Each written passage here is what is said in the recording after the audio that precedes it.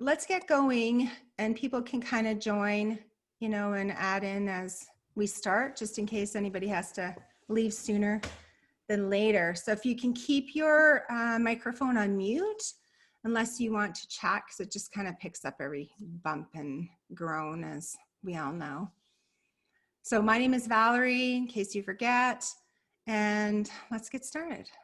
So I had quite a few questions come in, and I'm just going to kind of go through them step by step, and we also have some tips to share. So if you're new to Audacity, I'll share some tips that I know and some that people have shared with me.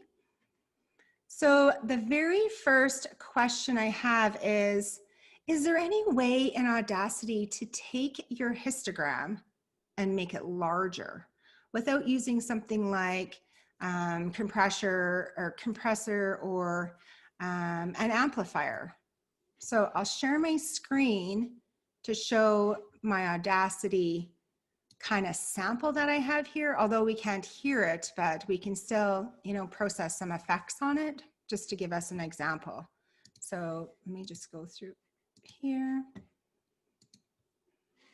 So this is just a 40-second clip, but can anybody help us with expanding this so we can see it in more detail? Anybody have any feedback on that? Obviously you have to unmute yourselves, but. Yeah, I do. Okay, who's talking? This is Tim. Hey, can you Tim. hear me? I can. So if you move your cursor over to that 00, that 00, and right click. Yep. And then zoom ×2. Oh, okay. That'll make it larger. Okay, great. And does that have any effects to the overall quality? No, it's just a zoom. It's just a magnifying. Okay, great. Yeah. So, wow, that is an excellent tip. And then reset goes back to where you were originally. Okay, yeah, zoom reset. Okay. And then half wave. Let's just try a few of these. I see. 2 times. Okay. So is that the, go ahead. Oh, and then additionally, the magnifying glass right under your record button up the top, that zooms in. It shrinks the time if you go all the way further to the left to that plus, the magnifying with the plus. It'll zoom in.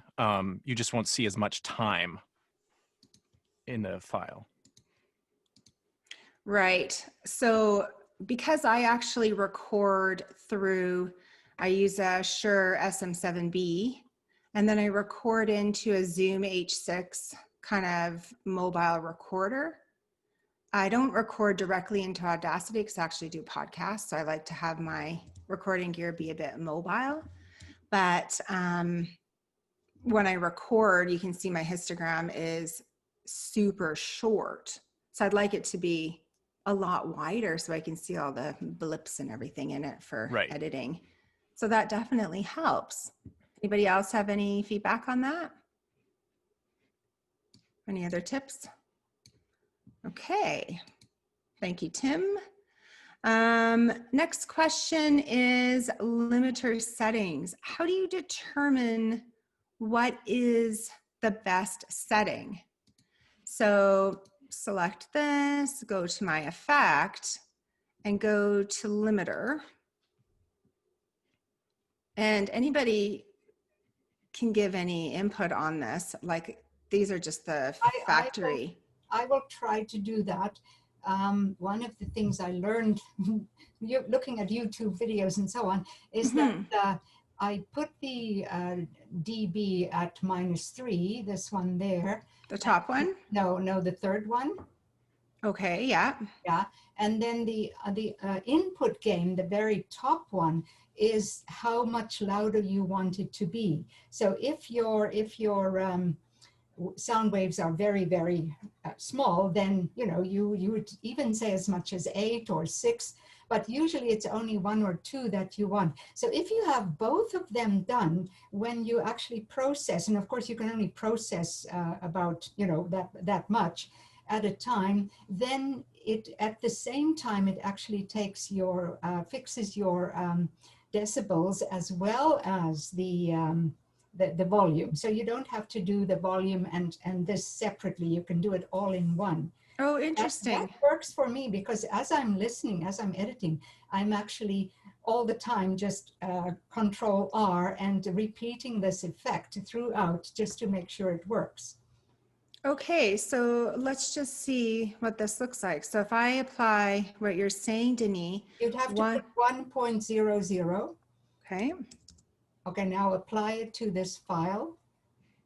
and then leave everything else 0 Yes. and then the 10. Yes, Okay, like that. okay, and no makeup gang. No, nothing. I don't do that anyway. Those are the only things I do. So, okay, so now you're louder, but also your peaks are still within the level of what it should be. I see. Okay. I have another little trick. Okay. For people who are with ACX or use the ACX check, Mhm. what I do is I Control A and I check my levels, my RMS. Yeah. And if my RMS is at 26.43 or something like that, I do the math. It's like a little, we know we have to be in between -18 and -23. Right. So I do the math and I take, if it's at 26, just say if it's at 26, I do the math and I use my fingers and I'll go 26, 25, 24, 23. So I am above by -3. So what I do is in the input gain, the top one, I put in -3.0 or -3.20 or adjusting just a little bit. And that'll take me, when I do my ACX check, it'll take me down to my I see. Okay. -3. Yeah. And everything else is the same as the other lady was saying. I take 0 at the right channel. The limit is -3, hold is 10, and no makeup gain. But I just do a simple math if my RMS isn't reaching the specs for ACX. Okay. Yeah, it's pretty simple, and I never have a problem with it. Never had a problem with it. So if you go into compressor and I set my levels for my threshold and noise floor as per the ACX specs, then it is within the boundaries of where we need to be. Would you guys do it this way through compressor? I have a hardware, an external hardware, a DBX I use for that. But what I do is when I am mastering, what I do for me personally is I record, then I edit, then I re-listen and make sure it's all good. And then I check my specs, and then I get my specs to where they should be. I don't do a FX chain in Audacity per se. I do every single chapter individually, because sometimes we don't know if we're louder one morning or if we're a little further away from the mic or what traffic's going by or what our noise floor is. So every chapter I do individually. And so I check my specs then, and I go into limiter. This is my chain for every time, every chapter. I do my limiter. I fix that. I do the simple math. Then I normalize, and then I think that's pretty. Oh, and then if I have to do just a slight noise reduction, not normally, I don't have to, but if I have to, just a slight noise reduction, and then I'm in my specs. So every single chapter is mastered individually. Okay, that's the same as what I do as well. Anybody else? Or do you guys go in and kind of do your editing as you work? For me, I do the same as Nessie. you. As Nessie. So record a chapter and then I go in and, fix all the editing or, the voiceovers, and then I will do the processing at the end of that chapter. Yeah, I do the same thing, but may I ask a question? Yes, please. So for whatever reason, I guess my setup finally, I was able to get it to a place where all I seem to have to do, and it seems too good to be true and too simple, so I'm sure that there's a better way to do it. But when I finish a chapter, all I have to do these days is just just use normalize. Mm-hmm. And then I run the ACX check and everything has passed. It used to be Wow. That's I know. It used to be when I was first wow. starting, but my routine was normalize, RMS level with the math on my fingers, Yeah. limiter, adjust the noise floor, and then I would get it to pass the ACX check. And now all I need is to do normalize, and for the last couple of months it passes every other check. But I'm wondering if, like, I literally don't know about any of the other plugins or functions. Like, I don't know if I should be using compressor or if I should be, so I would love to know, like, what other people's routines are, just to not just for the ACX check pass, but to actually get things sounding as good as they can sound using some of these other plugins that I don't know anything about. So I'm totally on your page. So I have like my routine, and I do my compressor and I normalize to do my bass sound. And then, sometimes that's all I need to do. Mm-hmm. But it would be nice, depending on what level you are, like I'm on my 20th book, and now I'm like, okay, so maybe I can polish it up a bit better, right? And make it, maybe have a little, another add-in to my system and just get my sound just a bit clearer.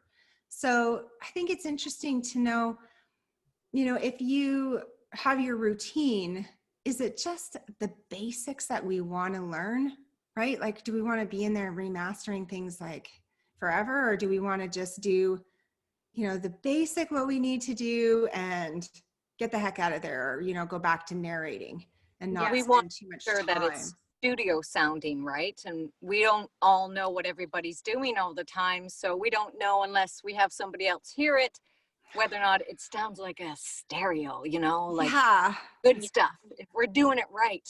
Yeah, exactly. And, we don't always have somebody to like bounce it off of that has that same hearing that we're so used to, every like tick and slip of the tongue and whatever. So, okay, well, welcome everybody, all the new people I see like coming onto the screen.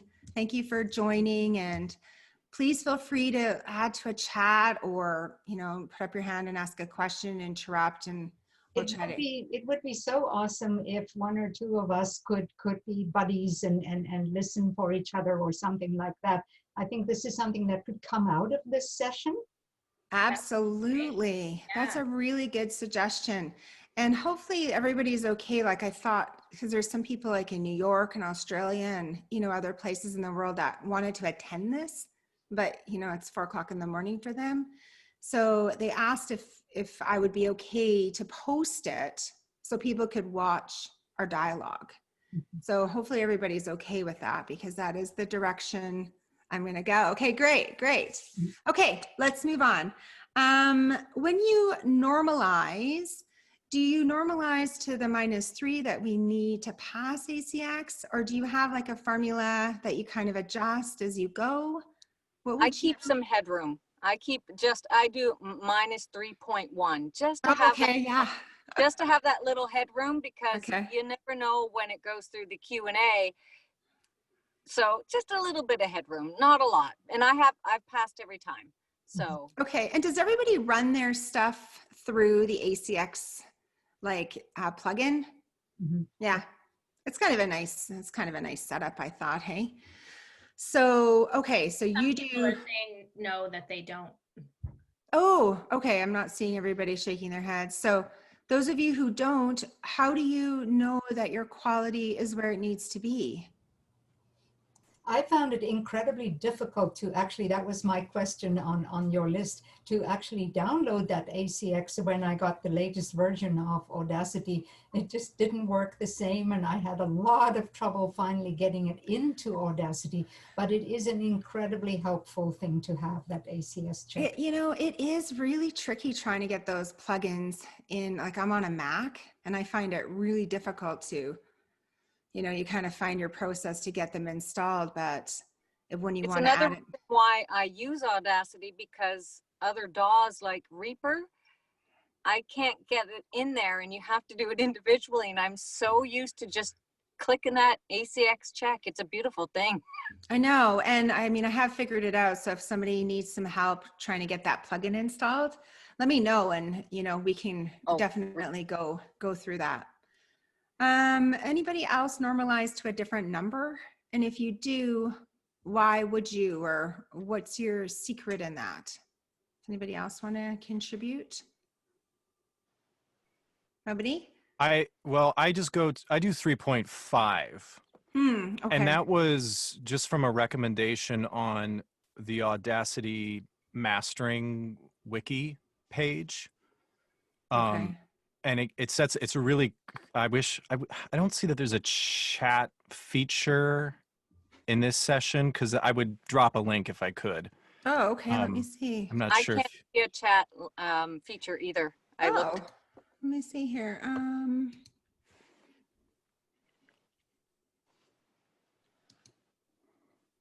I can only see a reactions thing on here. Sorry, I'm just looking here. Yeah, I don't actually see it. Sorry about that. Okay, well, just put up your hand and ask a question or comment. Well, then maybe I'll just do a reply in the email, the Zoom invitation that you sent, and I'll send that to you, and then sure, it can spread out. The other thing I wanted to mention is the second opinion program is something that people mention on the Facebook page a lot, and it's a free thing where it's just called Second Opinion, I think, and you send your entire book, all of the files, you just drag the folder, and it'll go through everything. Yeah, but it needs to be in WAV files. It will not accept MP3s. Correct. So then if you have to change something before you do the MP3 shift, then you can adjust. I found it's a little bit more reliable, and I'm having trouble in Audacity with chapters that end up being like, if they're over 20 minutes, that check isn't going through all the time for me. Right. So I'll spot check with the ACX check, but then Second Opinion is sort of my final thing. Okay, And great. Yeah. So if you can, sorry. Go ahead. In my file management, when I'm creating and recording, I save in RAW, then I save a WAV after editing, and then I always save a WAV. An audio tech guy of mine said always save a WAV. Great. And then I master and put into the MP3 as well. So it's a good practice I found for me. So that might be. If you just save in Audacity and you don't export it into a WAV, big problems. Yeah. Sorry, go ahead. Tanya, just unclick your mute button. There you go. My question was for you, Tim. So what benefit did you see in moving to that 3.5 setting? I haven't played around with it all that much. It gives me, I think I might need a little bit more of that headroom on occasion. So it just is for a peace of mind, because 3 is quite loud. That's my understanding. Mm-hmm. So and that was just what this Wikipedia page, the Audacity wiki, had suggested for ACX mastering, and I haven't played with altering that. So yeah. Okay, fair enough. So I actually normalized to -4 because I find that the -3 is so loud, and I don't know. I think maybe my voice is louder too, so I like it to be at that -4 level. Plus it does give me that headroom as well. And But that does depend on people's voices and their peaks, because what normalize does is it works with your peaks. Mhm. So I guess that would all depend personally on everybody's voice. Yeah, and like if you're listening to it back, because I find too, when you move it into an MP3, it seems to be a little bit louder anyways. So I don't know, that's just what I'm comfortable with. Anybody else have any questions or want to add anything? Just back to the second opinion thing, because I saw that come up in the forums as well. Sorry to be dumb, but like, what is it? Where do you get it, and how do you use it? Is it a paid thing? I'm gonna just a minute here. Tim said he'll send us a link so we can add it to our show notes too. Okay. Yeah, I was gonna try. There's a narrator who wrote this program. It's totally free. Let me see if I can find it on my screen at least. Second. But what it'll do is Stephen J. Cohen is the name of the guy who wrote it. Okay. And it's Second Opinion 2 ND opinion. And it goes through all of the Audacity specs. And not only will it go for your levels, but it'll also show you how much room tone is at the heads and tails of your chapters, which seems to be the big stickler Yes. for a lot of people. It can be, hey, yeah. So it'll go through all, and you have to drag the entire book like a folder into it, and it'll run it and check everything. And then, and you can see it live, it'll make a ding. It'll sort of give you exclamation points on chapters that don't meet each requirement. So then what you can do is just attend to that individual chapter to fuss with levels or room tone or everything. But it does more than just what the ACX check does. Right. Is it a website or is it something you download? It's something you download, and then Oh, okay. you literally just drag the folder into the program and it'll go, and it's pretty slick. It doesn't take very long. But you have to, but the format needs to be WAV. Correct. Okay, so one other question with that. So when I finish a chapter, because I do everything chapter by chapter, when I finish a chapter, I just do save as in Audacity. I can't remember off the top of my head what format that saves in. I think it's AP or something. WAV or MP3, whatever you choose when you Yeah. export And then it. I export to MP3. So my question is, does saving in Audacity automatically create a WAV file, or is that a separate step? Yeah, so you have to, sorry, Tim, I'll That's fine. interrupt you. So when you save in Audacity, Audacity is just the backend program. So you have to export it as a WAV file. Okay. So for example, if you had a really long chapter, like an hour and a half or 2 hours, and you wanted to, edit partway through, but you didn't save it as a WAV, half your file will not be saved. Oh, okay. So always make sure you export it as a WAV first, and then when you're finished, export it as an MP3. Gotcha. Okay. Because And if you don't, you'll actually lose your editing. That's in file. Then you go down to export and export as WAV. That's where you find it. Pretty And then simple. when you're all done, then you go to MP3, I'm assuming. Yeah, and then you export your Audacity as an MP3 file. That's really helpful. Thank you. Tim, I think it's valuable too, knowing that you download that piece of software and you're not uploading your whole book to some website for it to do that second opinion on. I was like, I'm not sure about this. Yeah. I do have another question for Tim. You said you just drag it into the program. Do you mean you drag it into Audacity? No, that was just some shorthand. I when I first used it, I stumbled because I wanted to sort of do like a lot of programs where you upload a file to have it run. But in this case, you actually need to drag the folder that those files are in. So it could just be if you want to just check one chapter, you'll have to make, this is where it gets cumbersome. If you go chapter by chapter, you'll have to make a folder with that file in it. And then you actually drag the folder. It doesn't disappear or anything. It's just, that's how it runs on my PC. I don't know how it would work. The folder into Second Opinion. Yep. Okay. Thank you. Okay. We might have to have a little demo on Second Opinion after Tim. Okay, let's go to a tip. So one of the tips that was, put forth to me was getting your specs right through Audacity. Sounds like everybody here is using the Audacity, the ACX checklist. If you haven't used it, what's your name, Lauren? Shaking your head, no. So it is a really, really nice, simple plugin that you can install. I'll just share my screen here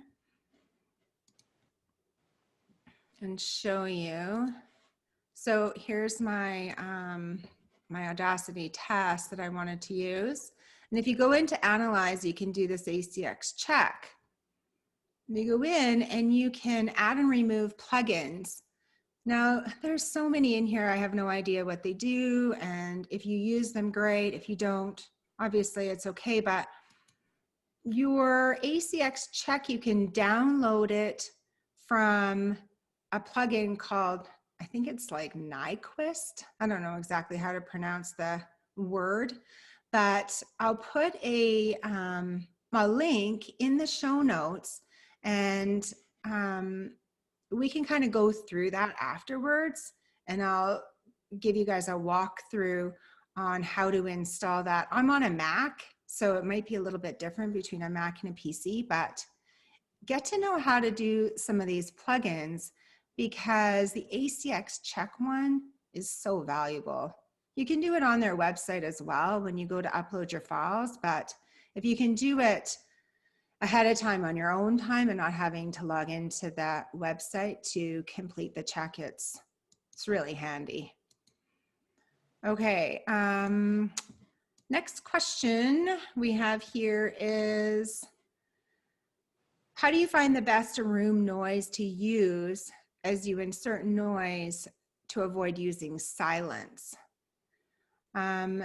I can tell you what I do. I'll share my screen, even though we don't have, I can't get the volume to work through the Zoom for Audacity to kind of come through smoothly. But what I do is I increase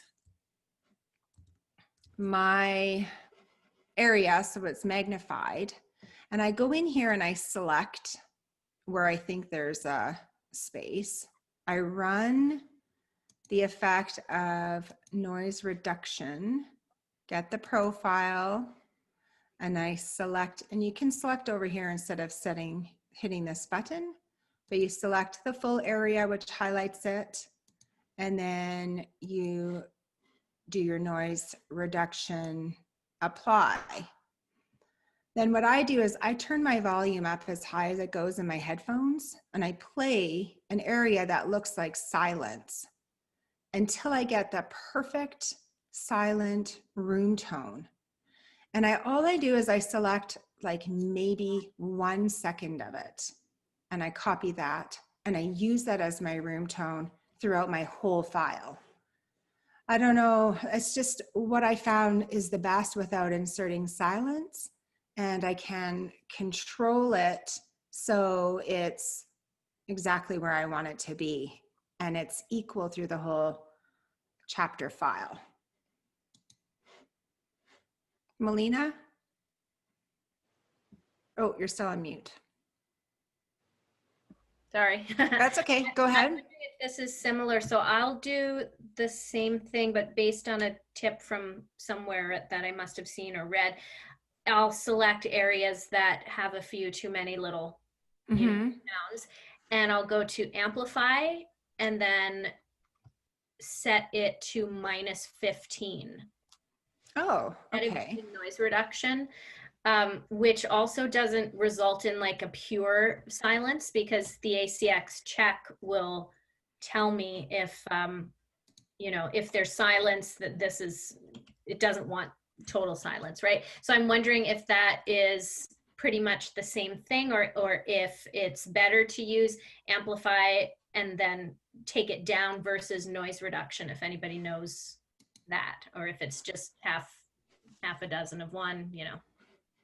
Okay, Louisa, do you have a comment on that? Yeah. I was told that that the best way to do it is the first way, to get the room tone after you've done noise reduction. And there's two reasons for that. When you're talking, there's room tone under your voice. So if you use silence in the pauses, your voice will have a higher tone under it You're than right. your silence. And it'll sound like you're talking, and then it'll drop, and then it'll come back up. So the whole noise of your voice and what's under it will be doing this throughout the whole, it won't be even. And so when people listen to it, if they have really good speakers or headphones, they'll hear that dropping in and out. You may not hear it in yours, but if someone's playing it in a speaker or something like that, they will hear the drop because under you is noise. So however, Audacity is destructive. So you have to be careful when you do your noise reduction. And it was recommended to me, and I don't know if this is the best way to do it, was to do the noise reduction after you've done everything else. Because if you do the noise reduction and then you go in and you amplify and then you go in, amplifies everything. You know what I mean? A little bit, you know, even if you're saying get it to this point. So the last thing I do is noise reduction. And then I get my little sample. And then I use, if you don't have this plugin, punch copy paste. So it is the best plugin I have ever used, because copy paste will copy in whatever you paste. Will paste in whatever you copied. So if you copied in 4 seconds, it's going to paste in 4 seconds. It messes with your timeline. But punch copy paste, so there's two plugins, punch copy paste, punch paste. You have to get them from the internet, download them, and then put them in the plugins, and then you use it. You could take the biggest chunk of copy, but then it'll only paste what you tell it to paste. So it will only paste a second or 3 seconds or 5 seconds or whatever. Right. So that is a good plugin to use. And Also, I just actually heard of that one like last week. I was like, wow, that's amazing. It's a game changer. It's a game changer. Yeah. I also, my partner used to own a recording studio. He's a big tech guy, everything. He knows it all. I also do my noise reduction very last. That's what he said too, number one. But also even ACX says this, to be very careful with our noise reduction, because we end up sounding like a robot. Changing our voice. It changes all our limits, and it makes us monotone. First book was really bad. I'll attest to that.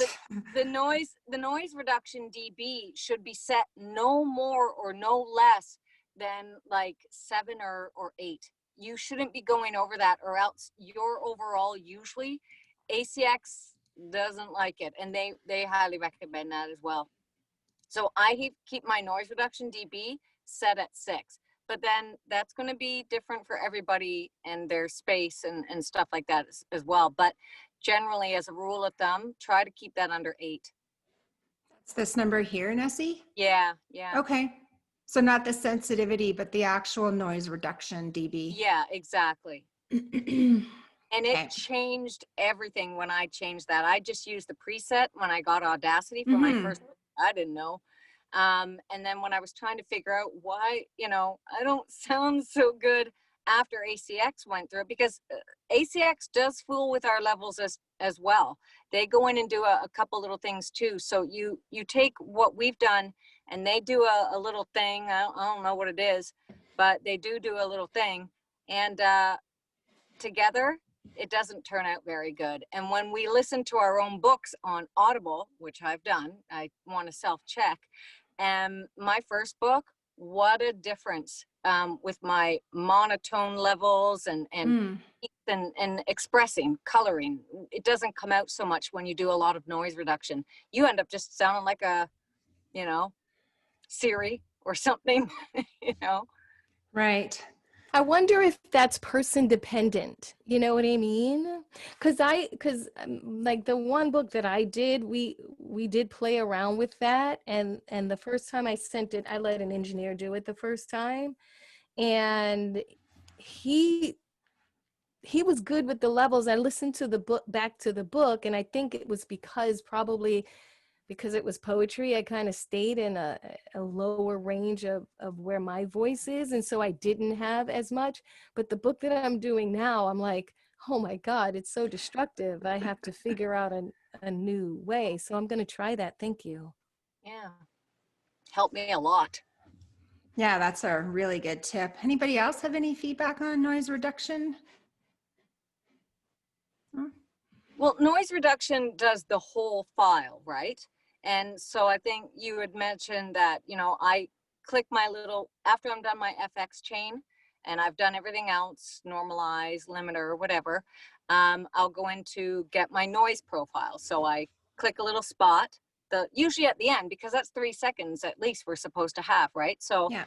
I click that 3 seconds, I click the get noise profile, then I say okay, then I control A and get the whole file, and it, you know, blocks out, and then I just go back and press okay, and the whole thing is set to that. That's what everybody's doing, right? Mm-hmm. Yeah. Okay. I'm assuming that's what I've been doing. Yeah. Okay. What else do I have here? So that was a really good discussion on room tone. Declicker and De-Esser. Again, this is another plugin, but I find them so nice to use. I have like an S that is like a giant whistle every time I say it.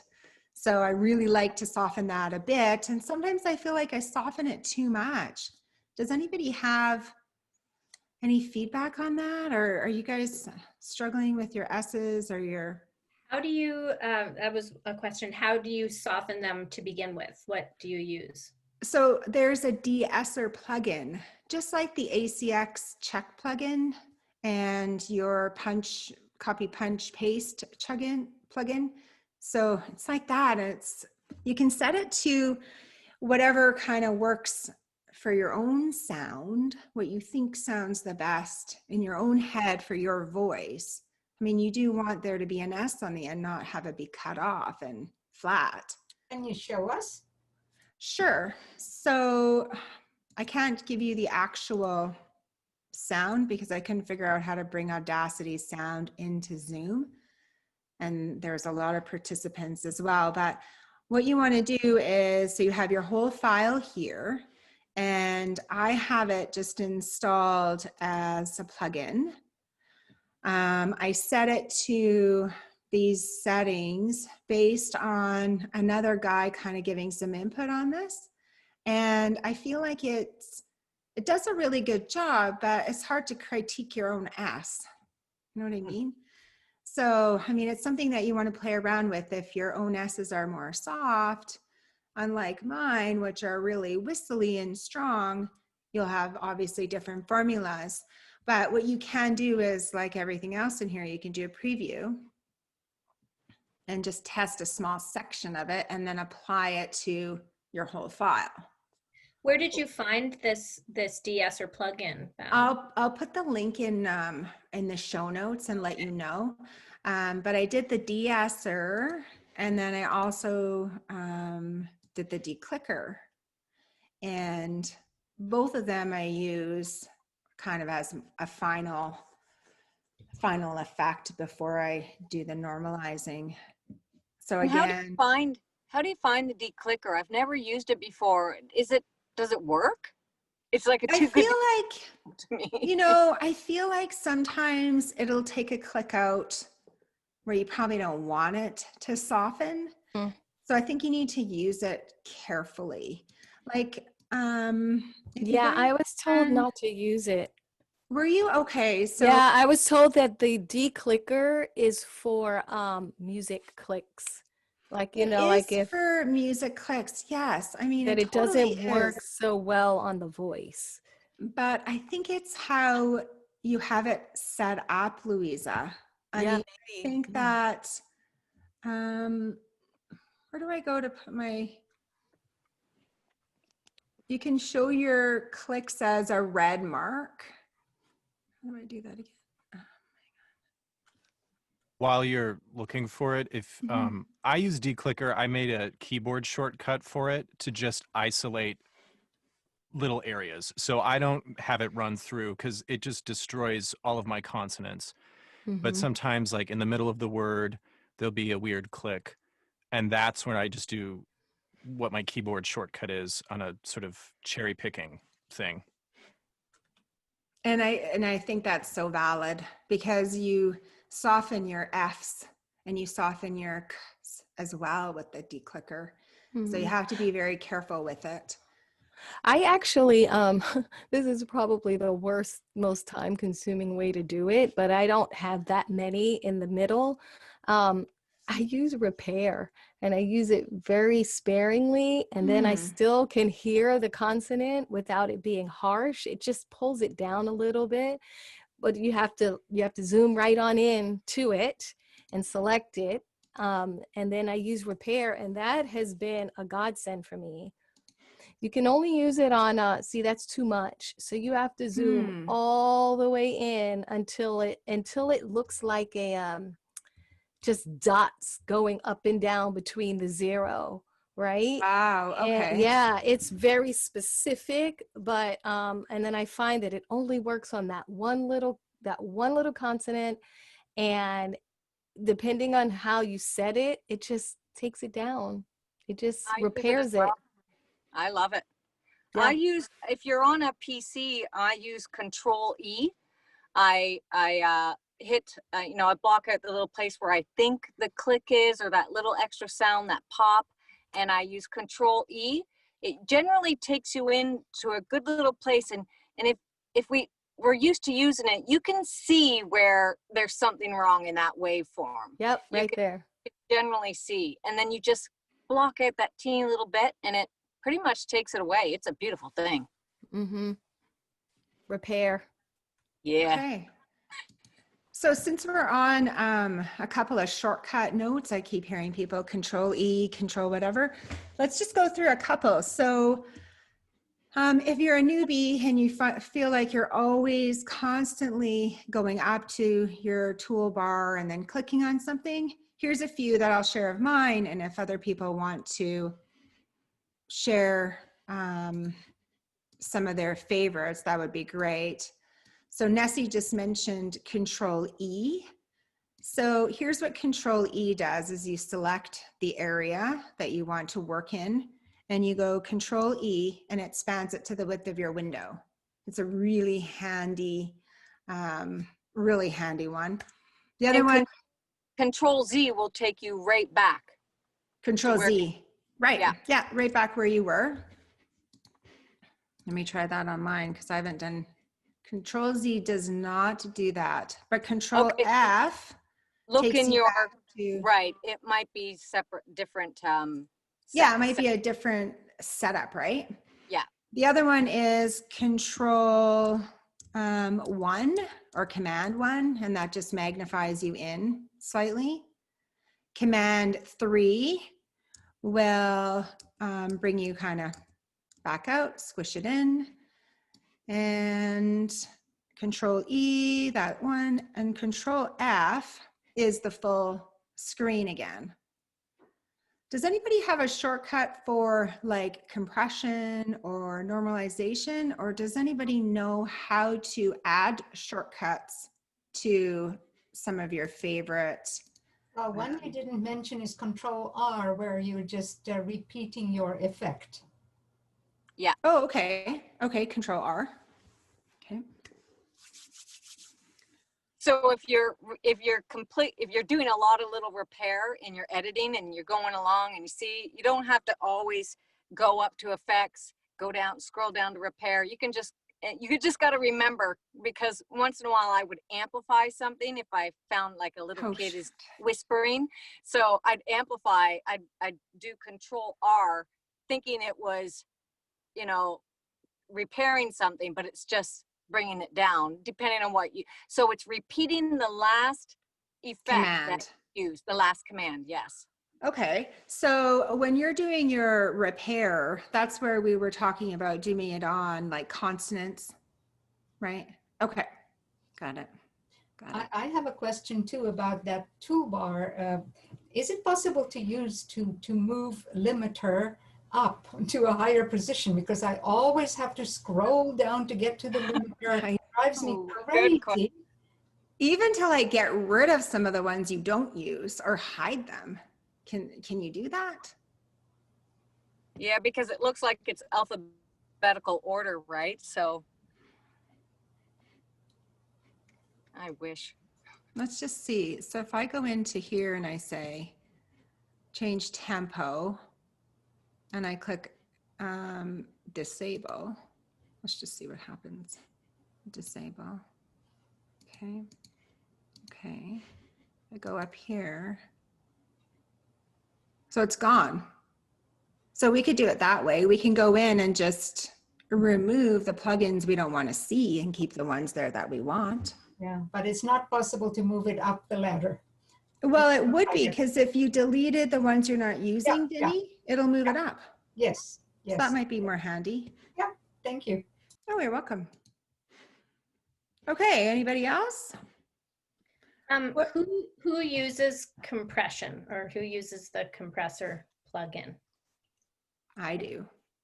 And so what does it do? So for me, I use it for enhancing my histogram. That is all.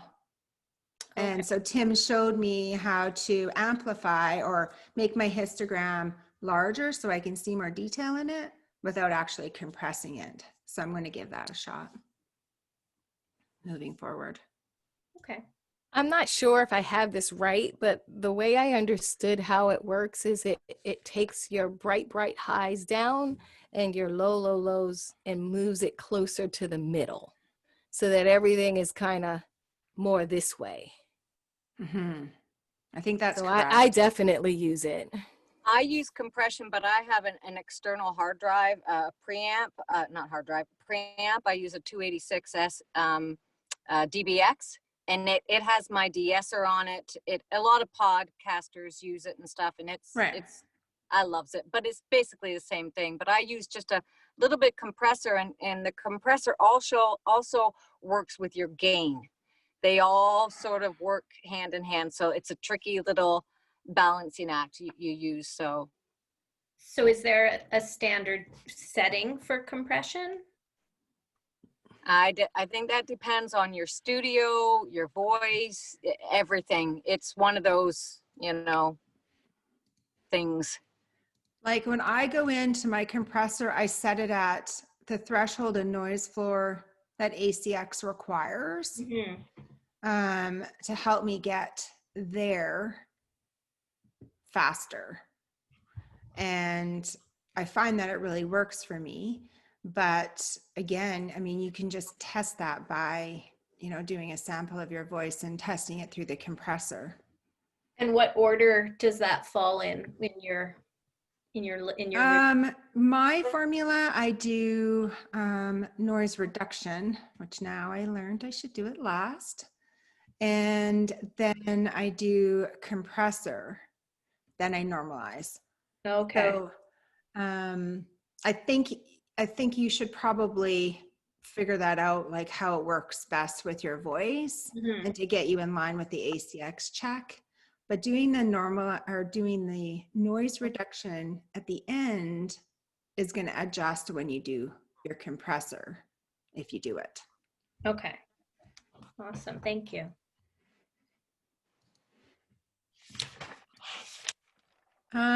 Okay, what about chain setups? I've heard a couple of you talk about those, and that is to run a chain for processing. So essentially it will do your compressor and you're normalizing and in whichever order you want to do it in. You guys do this chain setup or? Well, like I mentioned earlier, I do every file, every chapter individual because, like I said, we don't necessarily know how loud we're going to be one morning. We like to think that we're the same all the time. We're never exactly sitting in the exact same place in front of the mic as we think we are.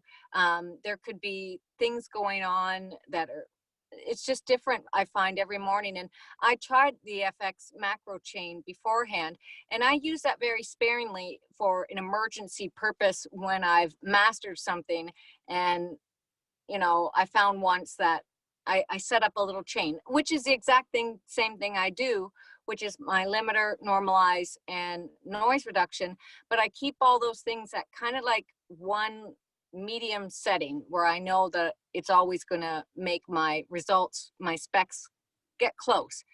And so doing your individually, mastering individually every chapter is probably, I've talked to a lot of people too, and it seems to be the best way to go, because if you master all the exact same, you're going to come back and find that maybe one day you didn't speak as loud and you don't hit that RMS. So it's best to do it, I personally think, individually, so you know every time you're hitting that spec. So when you do hand a book in, you're going to be more assured that you've hit the specs, you know? Mm-hmm.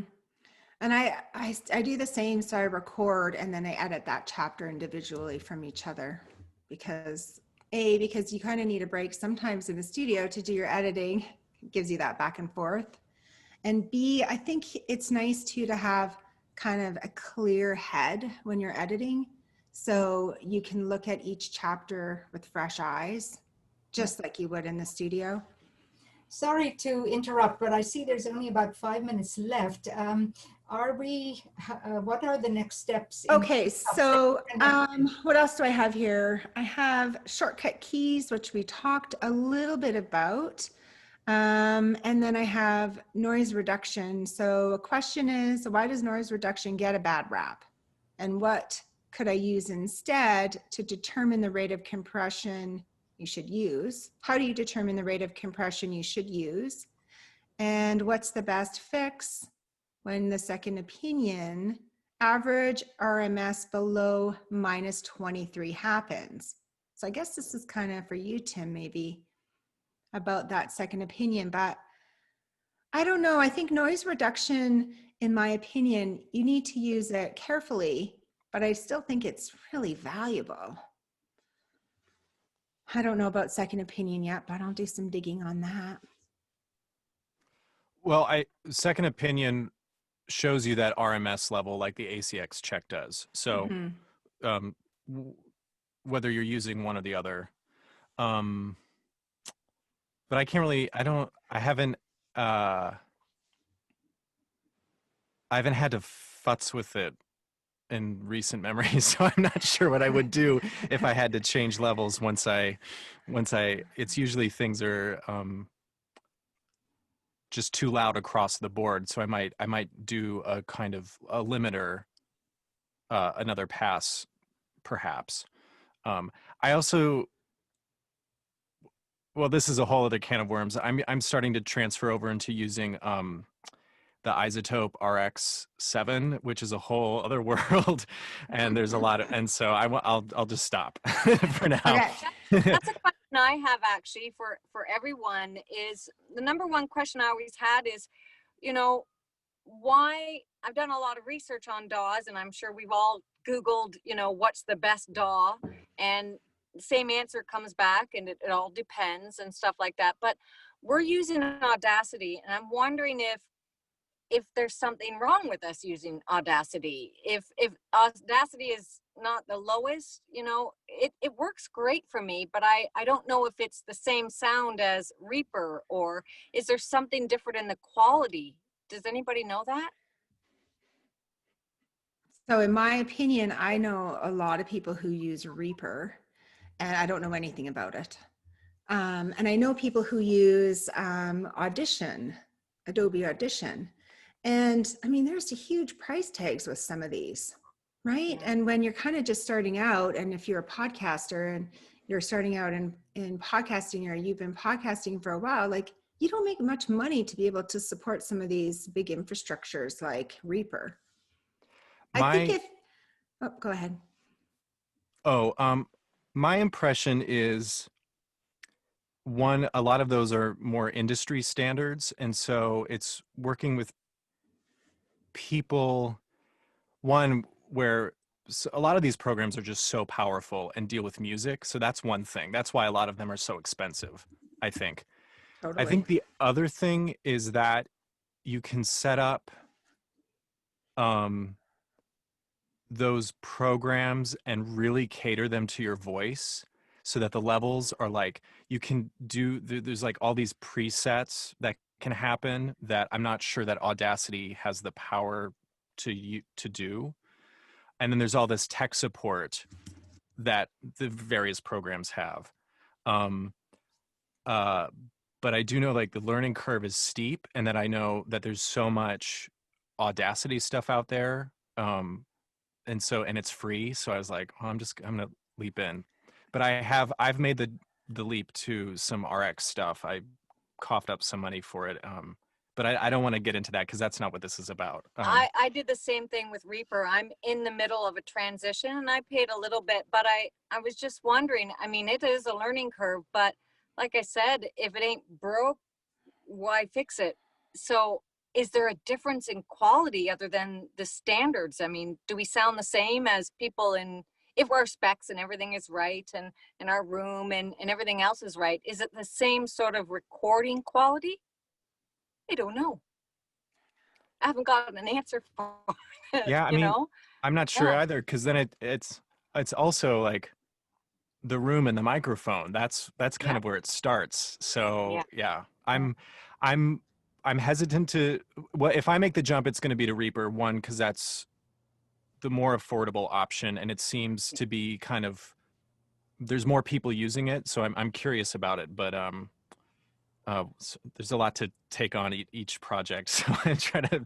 I'm glad you mentioned the microphone too, because I don't know if any of you are still using USB mics, or you've all moved to compressor mics, but even that is a big question. Is there such a huge difference in the quality when you use a USB versus a compressor mic and so on? Yeah, in the industry, we should never use a USB mic.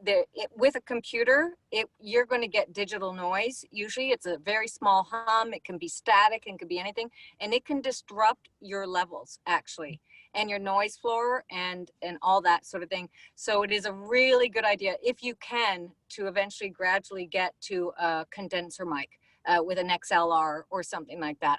I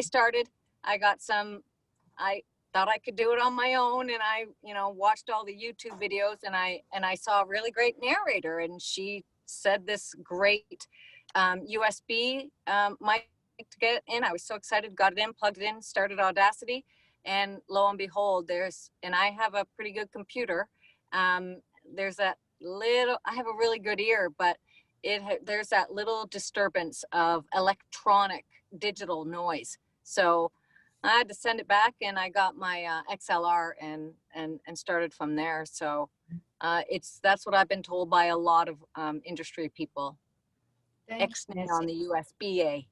Yeah, and even on that static, like I have a Shure SM7B mic, and even if I have like my phone off flight mode, so if it's on flight mode, like the weirdest things will give you static. My Apple Watch, if I don't have that turned off, it'll have a little, right? Yeah, and the same goes for cans. They shouldn't be Bluetooth. No Bluetooth. It all, Well, the latency alone with the Bluetooth is a challenge. Yeah. But yeah, the weirdest things, like even like having something pressing up against your cords when you're recording, it could be just something like your purse or, anything. There's all that stuff to take into account. And when you have a USB mic, it's just amplified that much more.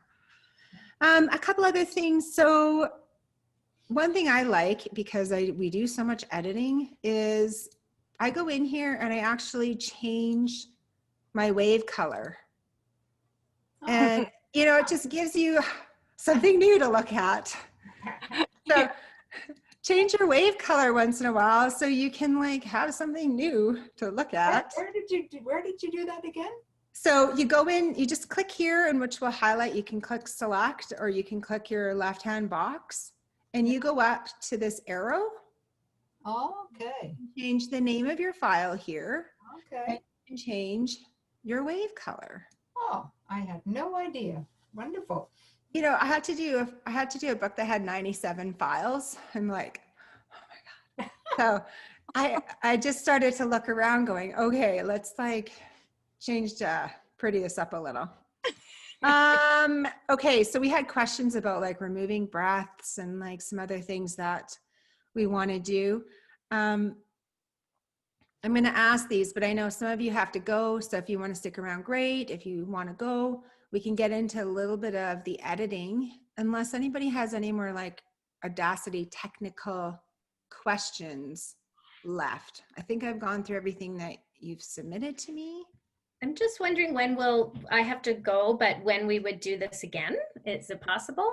Because this I think we should, right? Because we can get into some of the editing and stuff. I love this. So if you guys are interested, I'll put a couple more, maybe some other time zones too, in case we can get maybe start a group, a Facebook Audacity group. I don't know if there's anyone out there, but I'm sure you could set one up where we could all just start to convene together every 2 weeks or every whenever. This is so beneficial. Like I needed a study group, so I'm so grateful that you guys joined. And it's good. It makes us feel okay. We're doing all right. Okay, this is okay. Like I'm not crazy. It's so validating. Yeah. There was supposed to be an Audacity group, but I tried to join it and it never went anywhere. So yeah, I suppose time to start a new Audacity group. Okay, well, I'll look after getting one started and maybe lean on a couple of you to help with the administrative parts. I'll help. Thank you. Okay. And does anybody have like just so I had like 3 or 4 questions about this, like getting rid of breaths. So do you have to listen to your whole file? Do you get rid of breaths that you think you should get rid of, or do you get rid of all breaths? I'll tell you what I do. I listen to my file totally straight through and do all my editing at one time. And if I find a breath is in the middle of a sentence, so if I'm saying, can you change the order of effects and add blah, blah, blah, I would keep that breath in. But if my breath is at the beginning of a sentence, I remove it. But I don't select my breath and do a noise reduction to get rid of it or anything like that. I do it in every breath that comes to me. How do you guys do it? Well, when I'm editing, well, first of all, when I'm recording, it all depends on my day. And it depends on the book as well. If I'm really getting into a character and I need to take a big heavy breath afterwards, I take that one out. And I think I saw this in one of the groups the other day. It was brought up. So when do people take out their breaths? So I do it. I will take out narrator breaths if they're huge and big and I'm, just getting my wind. Catching. And then, but in the middle of a character, and that breath probably should be there if it's a part of the character. So I just go through and listen, and if it sounds not good, like I'm acting or, just one of those parts of your days, then I take it out, and I just literally take it out. That's about it, and I'll just leave all the others in. But I find myself most days, depending on my flow of reading, sometimes you don't have that flow and you've got a lot of stops and pauses and I've hiccuped, I've done everything, so I take them right out instead of de-amplifying or anything like that. So do you actually delete that area, or do you just insert room noise? No, I just get it out because Okay. I do my room noise. I do that at the very end, my noise reduction at the very end. Mhm. When after I record, I go in and I edit. And I've got it down pat really good because I'm now at a 2-to-1 ratio. So that's been a year in the working, right? Though. So, and then I'll edit it all, take out all the breaths, all the silly things, do all that editing. Then I master it, and at the end of my mastering, I do the noise reduction, and that will take out any of those extra little things that your ear personally can't hear. So. What about anybody else? What do you guys do for breaths? I do something similar. And sometimes it's a judgment timing call, whether I remove it or whether I replace it. And that's just a feel. And then sometimes what I'm finding myself doing frequently is sometimes just dropping down the dB for some of the breaths. Like they're just a little loud, but I like, it's an action scene. I don't want it to overtake it, but I was like, I want the breath in there. So I will just drop it down 3 or 6 dB. And that usually makes it sound human. I love breaths. I think it's, if there's none, this is an aesthetic thing that people constantly bicker about, it seems like. But I like having them, and I like hearing them when I'm listening, if they're not too gaspy, unless it's a gaspy section. So Tim, look at my screen. So you're saying you would select that, and then what would you take the dB down with? Noise reduction? Or sorry, a normalize? I would go to amplify. Okay. And then, sorry, and then on your, it says amplification dB, and then I would do -3. Okay. Oh, Or and you, that will just you soften can scroll it. You can hit the little button and you can scroll it down to where you think you want it to be as well. It'll go minus or it'll go plus, so you can amplify or de-amplify. Okay. And I think the number that it shows to start off with is the level that it's at, and so whether it's minus or plus, that's how much it's adding or subtracting. Okay. If I'm not mistaken. That's right.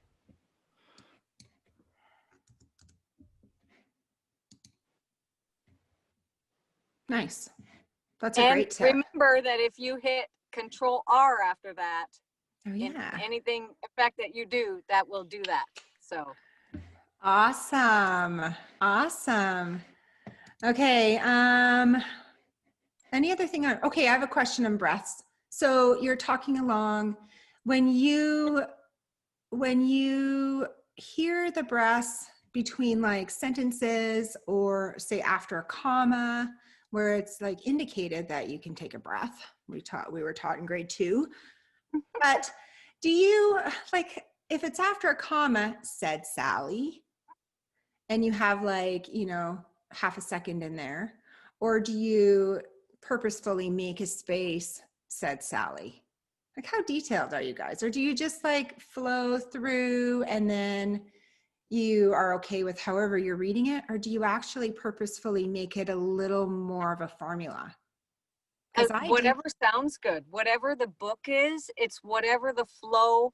Because when we listen back to ourselves, often it sounds good. But then when we listen to ourselves on Audible, we sound a little fast. I don't know. It happened. Oh man, I wish I would have put more space in there, Yeah. So I've slowed my editing down as well as my voice. I work with talking slower, but after the last book you hear, and you just get better and better and better every time you hear yourself. So that depends on flow, I would think. Does anybody have a hard, fast rule that they follow when you're, like 1 second after a sentence, 2 seconds after a paragraph? Like, is there a pregnant pause in there that we should always use? Golden rule. Yeah. Anybody have that tip? I have the anti-tip. What's your tip? Hi, Jim. Hey, how are you? Good. And I'm assuming, sorry, I was coming from a session, so I'm assuming we're all talking in the context of audiobooks, not e-learning or anything else, correct? Yeah, I mean, I think e-learning plays a little more of a hard, fast rule, but Yeah, audiobooks, I think it kind of that thing slides, right? Yeah, I tend to not do anything really rigidly with audiobooks except for gaps in terms of like internal breaks in paragraphs where they put a gap in a copy. But the stuff where I'm talking along in a dialogue and she said or something like that, I'm going to let that really fall naturally and kind of trust that my storytelling pace is going to work through that. When I'm listening back in QC, I'm with you. I think that most people, when we focus on our breaths, when we focus on those little gaps, that's where we tend to get in trouble and really tighten things up. So it sounds like we're trying to cram it into a 30-second spot or something like that. So what do you use, Jim, as your in between paragraph space? In between paragraphs, kind of my regular breath, which is probably around a second. But if it's depending on the pace of the story, sometimes if I'm in a battle scene or something that has a lot of intricate, tension going on that, I'm going to try to maintain enough to to kind of lead the leader. I speak for a living. Lead the reader along. There we go. And so I won't. I mean, I'm resisting the hard and fast rule. Come on, share your secrets. Well, no, it's not because for example, one of the best bits of advice I ever got was for intense scenes where there's a lot of stuff going on is to slow down. Is that when we're having, when we're really building tension into a scene and there's a lot of fast stuff going, if we go through that super fast, we lose everything, the impact that the author has come up with. So I tend to slow those down.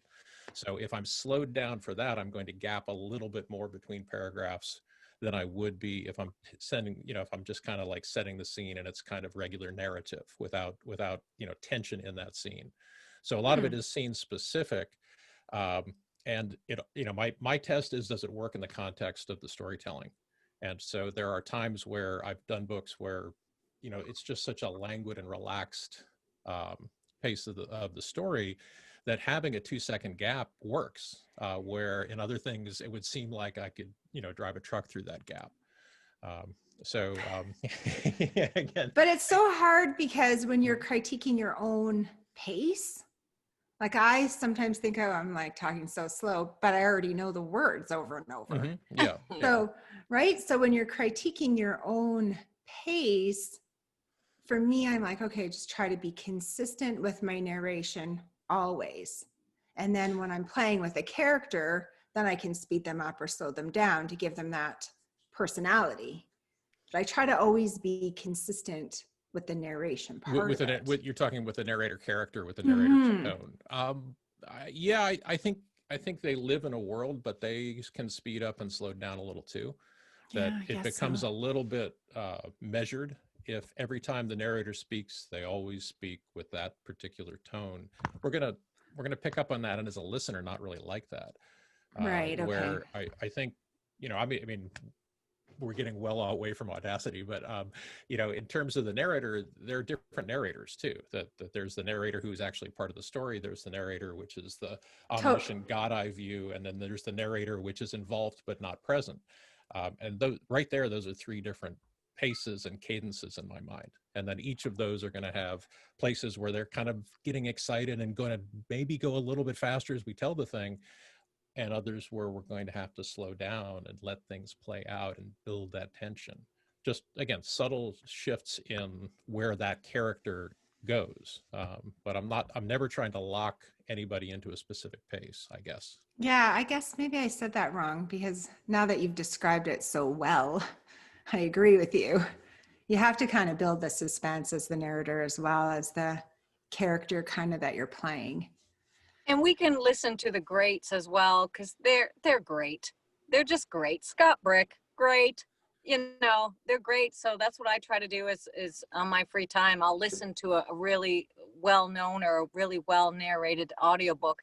And that gives me a little idea. And it takes a good ear. You gotta really listen, because I don't know what everybody else does, but when me as a narrator now, listening to an audiobook is completely different because I'm listening for every little breath. I'm listening for the spacing. I'm listening for everything. And it's like, I find myself not listening to the story anymore. Yeah, I know. Like, what is the story about?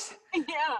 Like, I'll Yeah. spend afternoons just going through sample after sample Yeah. after sample and trying to like Yeah. hear everything about it. So I've started actually purchasing actual books to listen to, and I'm trying to relax and I'm just listen to the story, and after doing that a couple of times, it's starting to click. I think it's a learning thing, and when it comes to Audacity, that again is just going to tell us our flow, and it depends on the book, the dialogue, the genre, and we do the best we can. Okay, I have another question on here. Do you use fade in and fade out for P sounds or for sentence endings? I saw this kind of on the forum a little bit too. Like I don't, but I don't know if there's a great area to use them in. Does anybody use those? No? Okay. Moving Yeah, on is there then. anything else? Is there anything else like key that people use? I mean, I use limiter, I use normalize, a little titch of noise reduction, and that's pretty much it in my mastering chain. But there's so much here because, like I said, I have a hard drive, a preamp, a DBX, and that does my compressing, my de-essing, and that sort of thing. But for Audacity, is there anything other real tricky little great little effect that people use? We talked about repair, repeat, and I haven't used really anything else other than Amplify. So Yeah, I'll talk to the pop to P thing if you want. Great. Yes, please. Yeah, a fade in can work on that. A pop to P, if you blow the waveform up, you'll notice that it's actually a big, long, slow wave. And so you can actually, in some cases, use a high pass filter for that and just filter out everything below about 80, 90 hertz. And that will correct a lot of popped Ps. Of course, the best place to fix a plosive is at the mic. So if we love the take and can't do without it, then yeah, I might use a high pass filter for that. So Jim, what would you set this to? I would put it at about 80 to 90, depending on where your frequency is. Male voices, you can safely roll off below 80. Female voices, a lot of the times as high as 107. And then I would do it strongly, so you're 48 dB per octave. And that frequency is that's way too high, like 80. Oh, sorry, 80. Yeah. Yeah, that would be kind of where I'd set it for a male voice. And it's just, it's just a standard high pass filter. So we're just filtering out the stuff that's below it. Because if you look at, as I say, if you have a good popped P, and I don't have a good one I can share to the screen myself right now, but if you blow it up on that, it's basically a low frequency wave. And it's what you've done is you've sent a column of air into the microphone and essentially pinned the diaphragm of the mic with that air. And so it's kind of this long, slow kind of sound. And so that high pass filter essentially reduces just that point. Sometimes if you use the fade in, it'll actually take the front of that P off, and so all you hear is the you don't hear the puh part of the the puh part of the P. There we go. good point. Okay. Formula for space. Go ahead. Oh, I was just going to mention, this is probably for a next session, but the punch and roll feature that Audacity has, if people don't know what that is, that might be something worth discussing down the line. Okay. And I think that's another one of those Nyquist plugins that you can add pretty slickly.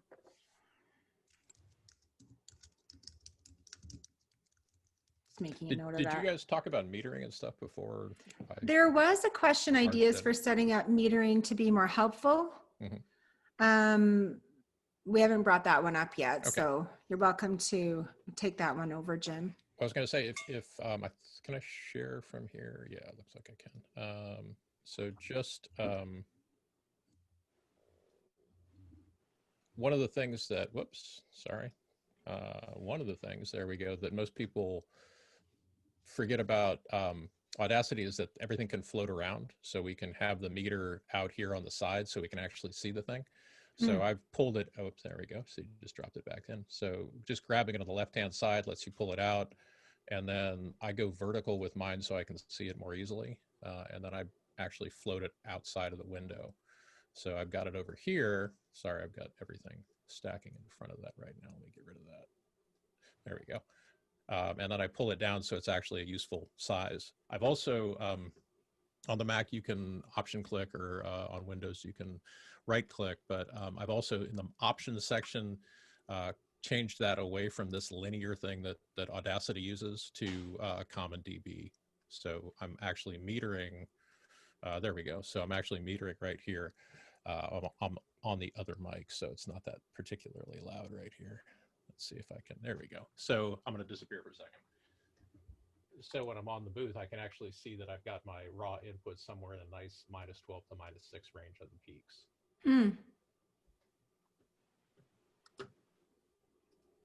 That's a really handy tip. Yeah. Anybody else have any feedback on metering? Do you all record directly into Audacity, or do you have a separate recording system like I do? No feedback? Okay. I'm always recording into the software. Honestly, I don't use Audacity. I teach it a lot for my classes and things, but it's not my go-to for a few reasons. But Oh, sorry, I realize we've been disconnected. Yeah, I'm sorry. That's all right. No, and I used it from version 1.0 whatever. Wow. Back when it used to crash every third track. But it's it's a good tool, and there's certainly no upside or downside for using other different software, because everything's being recorded okay. The same rather. That was a question we had earlier. I had earlier, was the difference. I'm in the middle of learning Reaper, and I thought, oh, I want to be a big girl, and I better move up to the big girl place, and wondering about the quality differentiation between Reaper or all the other DAWs and Audacity. Aside from our mic and our room and our voice and everything, the actual quality of Audacity as a DAW, is there any major difference? No. Between, no way? None. Thank God. Yeah, none whatsoever. And anybody that tells you that is talking about maybe Pro Tools from 15 years ago, where they did some different things, but it's all digits. The biggest gain for the different recording software is all about workflow. And so one of my continued gripe with Audacity, and this is one of the reasons that I find it frustrating, is I don't like the way it renders to screen, that the detail of the waveform is not that high.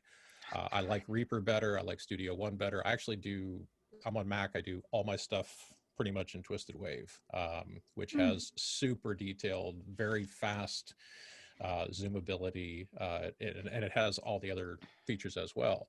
But I would not for any reason use one or the other software options because it's better, because it's not going to record better. That's a function of your room and your microphone and your input chain.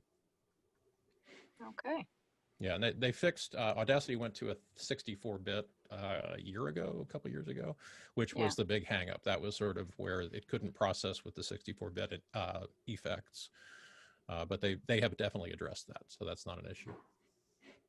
Tim, you have a comment?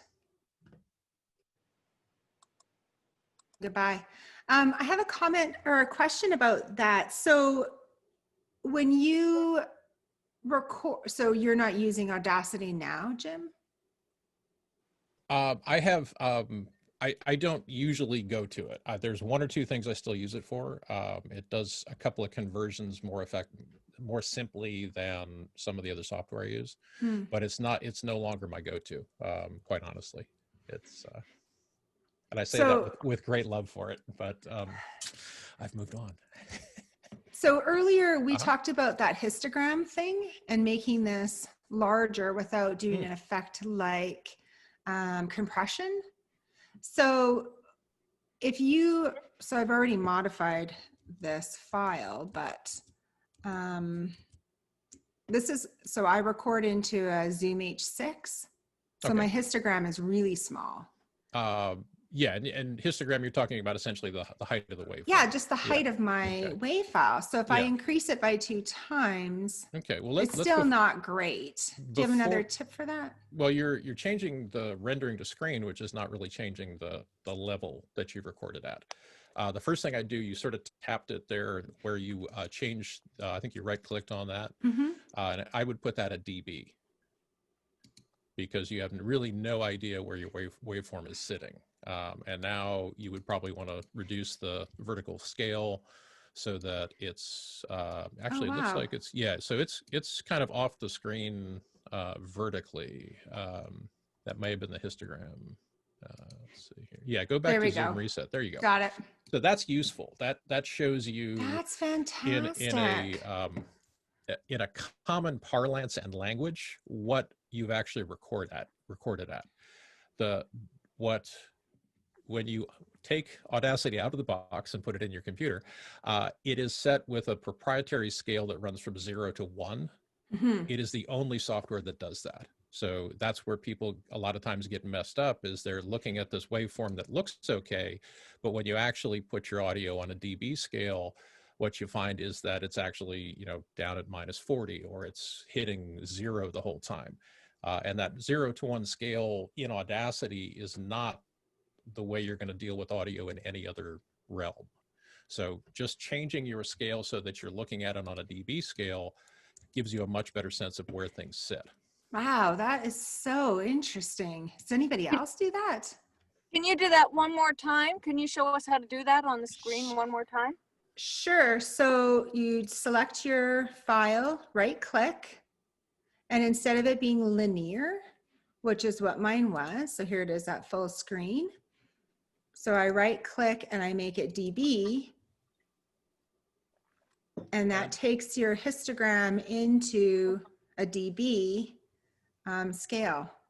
Yeah, and dB is short for decibel, which is a logarithmic scale. And so what you'll notice is everything kind of got bigger because of the way that scale renders to the screen. It's not that we made anything louder or changed anything. I love that. So I can even see all my clicks and everything better. You guys see that? Yeah, exactly. I like it for that, because you can find those clicks easier and edit them as you need to. Hi, Tanya. Nice to hear you. Yeah, exactly. And then you can go in and you can really kind of be more pinpointed. This is really great, Jim. Thank you. You're welcome. Can I ask a quick question? I want to make sure I'm doing the same thing.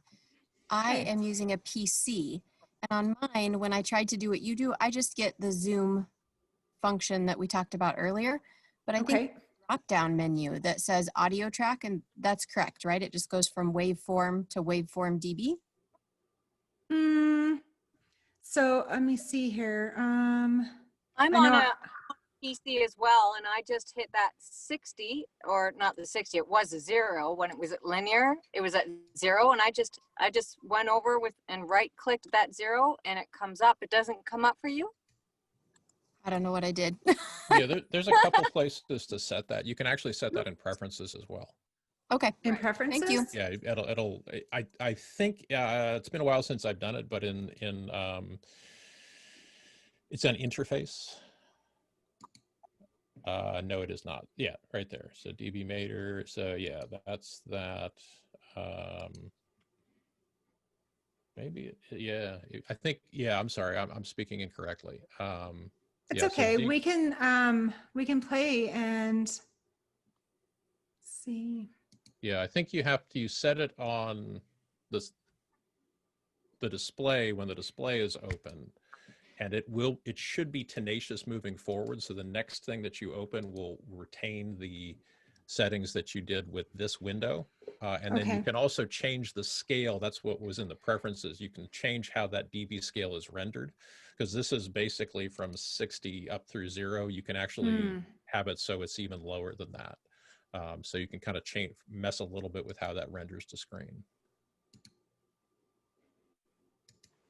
But yeah, it should be a right click on that scale, and on Macs that's going to be like an option. I actually set up my Mac mouse so it has a right click, because that is one of the coolest things that Mac So doesn't nice. do. So. I know. Okay, I have one more question here, and if anybody has any other things. Sorry, now I need to find it.